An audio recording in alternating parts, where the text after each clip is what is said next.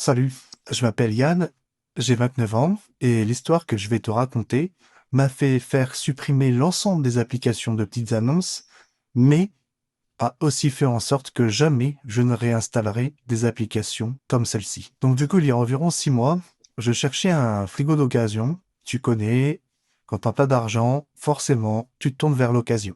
Et d'ailleurs, j'en ai trouvé un pas très cher, à 40 euros, à 1 heure de route. Mais pour moi, ça valait le coup parce que le frigo, initialement, il en valait facilement 200 à 300 balles. Alors du coup, j'écris au gars, je lui demande quand est-ce que je peux venir pour vérifier et éventuellement l'acheter. Et le gars m'écrit ceci. L'adresse est isolée, mais venez sans souci, je vous attends, paiement en liquide uniquement. Alors, ni une ni deux, je prends rendez-vous avec le gars et je pars un samedi matin.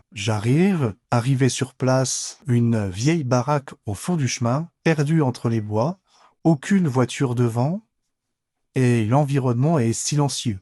Je t'avoue, j'étais un peu méfiant, mais j'ai fait quand même 1 heure de route. Alors, je suis parti toquer. Et là, un homme vient m'ouvrir. 50 ans environ, sourire un peu figé, regard vide, et il me fait entrer direct. Puis il me dit, le frigo est dans la cave, veuillez me suivre, etc. De là, je m'arrête. Je me dis, mais pourquoi dans la cave? C'est quand même un peu chelou. Donc je demande si je peux juste jeter un œil de là, mais lui il insiste énormément en m'expliquant qu'il est branché, et que pour voir s'il fonctionne, il faut que je le suive, etc., etc. De là, je vous avoue, je sens un truc assez louche.